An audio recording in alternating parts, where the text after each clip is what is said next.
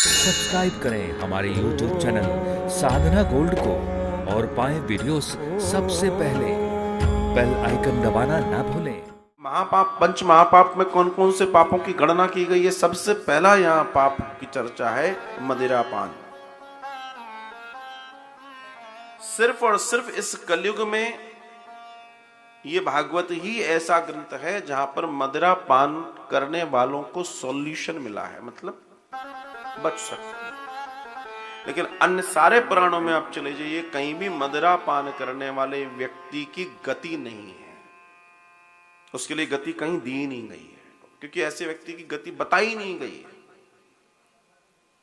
जीवन में ध्यान रखना है इस बात को। लेकिन गोविंद ने ये भी कृपा इस कलयुग में लोगों पर कर दी।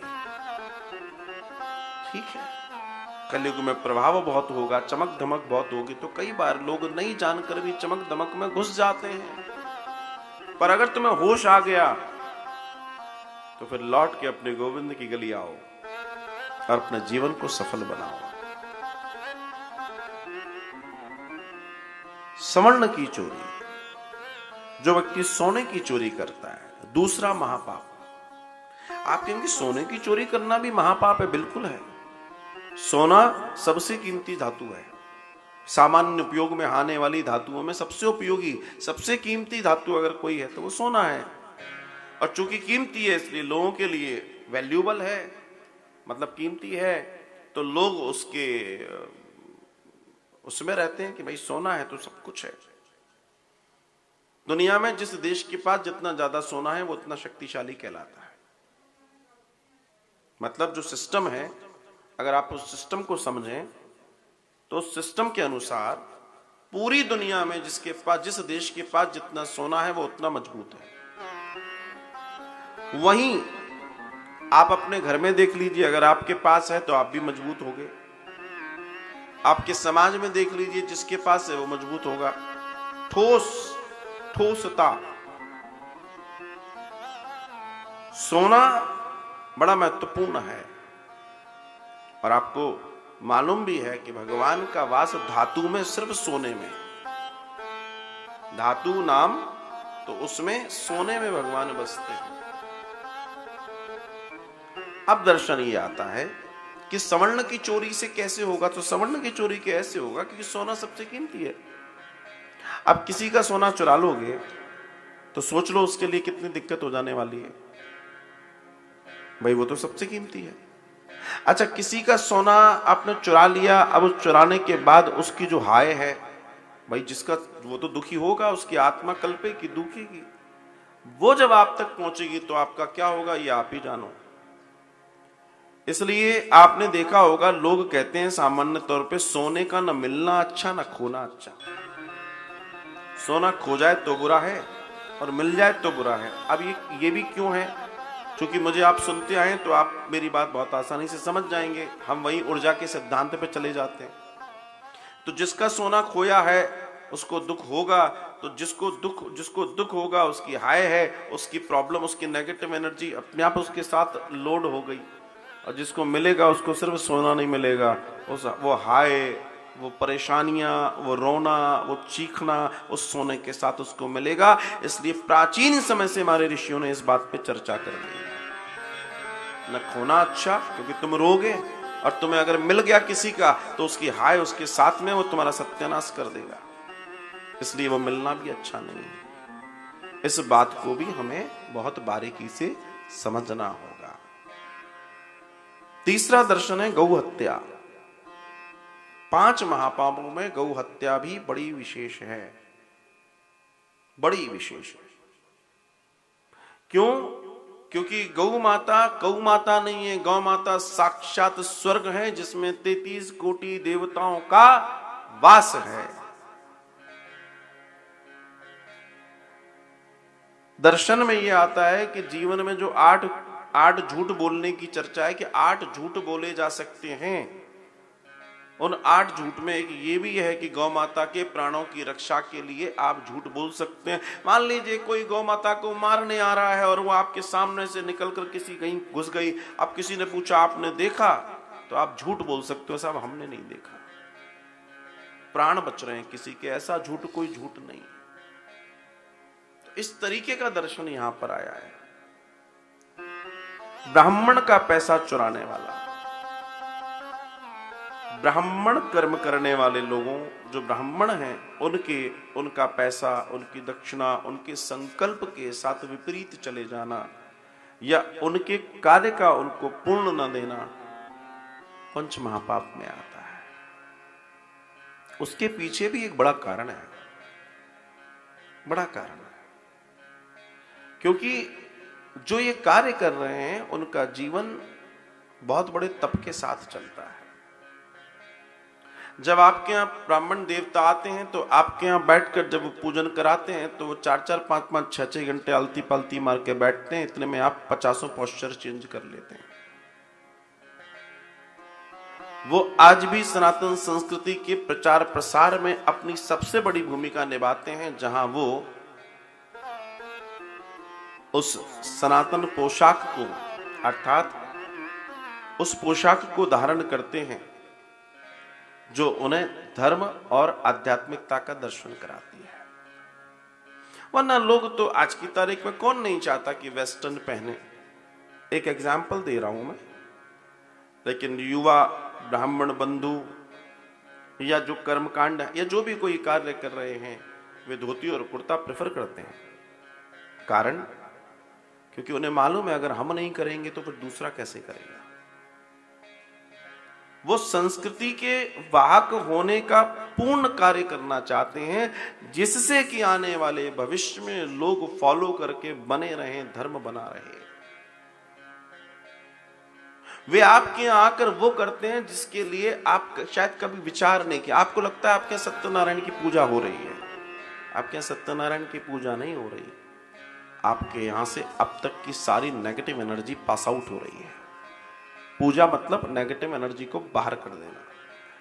तो जो आकर आपके यहां वो पूजा करवा रहे हैं, जो आपके यहां समय दे रहे हैं, और जो आपका पूरा का पूरा नीट एंड क्लीन कौन सा, वो जो आपको दिख रहा है वो नहीं, वो जो सबसे खतरनाक है जिसको आप नेगेटिव एनर्जी कहते हैं, वो जो समेट के ले जा रहे हैं और बाद में हवन करा के स्वाहा करा दे रहे हैं, उनका कार्य बहुत बड़ा है।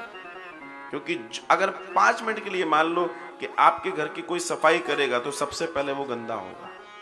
आप अपने घर की सफाई करो, कब करते हो? आप जब करते हो तो कहते हो अब तो भाई स्नान अभी थोड़ी होगा, अभी तो स्नान करके करते हो क्या? नहीं करते। कि सफाई करनी है, हमको स्नान करना है। नहीं, आज स्नान नहीं करना है। क्यों? क्योंकि सफाई करनी है। कहने का तात्पर्य है कि डस्टिंग जो है, जो दिखने वाली डस्टिंग हो या फिर वो अलौकिक जो नेगेटिव एनर्जी है, उसको हटाने वाले व्यक्ति के ऊपर बड़ा दायित्व होता है। इसलिए कर्मकांड की अगर चर्चा करें तो उस कर्मकांड में वो लोग बड़ी श्रेष्ठता का जीवन जीते हैं जो औरों के घर की भी मंत्र, साधना, हवन आदि इत्यादि से डस्टिंग करते हैं और उनको शुद्ध करते हैं, उनको सुंदर सुंदर भगवान की कृपा दिलवाते हैं और खुद भी अपनी गायत्री निरंतर करते हैं। तब सद पाता है, वरना नहीं सद पाए। बिना उसके संभव ही नहीं है। और इसलिए उनके चेहरे चमकते हुए मिलेंगे आपको, जो स्वयं का स्वाध्याय कर रहा है। अब मान लीजिए आप हैं, आपके यहाँ आप एक बार साबुन से नहा लोगे, लेकिन जिस दिन आप डस्टिंग करोगे, जिस दिन आप बहुत सारा काम करोगे, तो आपको 2 बार लगाना पड़ेगा। कहने का तात्पर्य पानी भी ज्यादा लगेगा, मलना भी ज्यादा पड़ेगा। क्यों? क्योंकि भाई बहुत सारी गंध थी। तो इससे जो आपकी ये तो छोटी मोटी है, इससे लाखों गुना कार्य एक ब्राह्मण को करना पड़ता है आपकी सुंदरता के लिए, जो आपकी बेहतरी के लिए कार्य कर रहा है। और एक ब्राह्मण ही है जो हमेशा चाहता है कि यजमान का भला हो। बाकी अगर आप एज ए प्रोफेशन बहुत सारी चीजों को देख लें तो वकील साहब के मतलब कि आप कब हो? जब कोई केस लेके जाओगे। डॉक्टर साहब के मतलब कि आप कब हो? जब कोई बीमारी लेके जाओगे। व्यापारी के मतलब कि आप कब हो? जब उसके यहाँ कोई सौदा लेने जाओगे। लेकिन एक ब्राह्मण देवता ही ऐसे हैं जो ऑलवेज आपके लिए सोच रहे हैं आपका कल्याण हो, क्योंकि आपका कल्याण होगा तब जगत का कल्याण होगा और तब अगले का भी कल्याण होगा। सोचिए कितनी सुंदर दर्शन है। लेकिन इस बात को अब समझिए, समझने वाले कुछ सीधे समझते हैं, कुछ उल्टा समझते हैं। यहां तो ठीक है, आप दक्षिण में चले जाइए, दक्षिण में तो सिर्फ धोती पहनते हैं, क्योंकि अगर पूजा के पूरे सिद्धांत कर्मकांड को देखें तो ऊपर पहनने की जरूरत तो नहीं है, क्योंकि जो आप पूजा करेंगे, क्योंकि भगवान ये जो शरीर है ये भगवान का स्वरूप है, इसलिए तथाकथित तिलक लगाए जाते हैं सभी जगह पर, वो भगवान है। शरीर का एक एक अंग का दर्शन है। और फिर वो पूजा करेगा, जब वो पूजा करेगा, अर्चना करेगा, जाप करेगा, हवन करेगा, तो इसी शरीर से उन चिन्हों से वो सब कुछ आत्मसात होता है और वो ऊपर तक जाता है। ये क्या उनकी बड़ी तपस्या नहीं है? बहुत बड़ी तपस्या है। लेकिन विचार कीजिए, एक ब्राह्मण देवता आपके जीवन के लिए बहुत कुछ सोचते हैं, लेकिन जब उनके लिए सोचने की बारी आती है तो आप भी बहुत कुछ सोचते हैं। किसी ने मुझसे पूछा था कि साहब, पूछा क्या था, चर्चा ही थी कि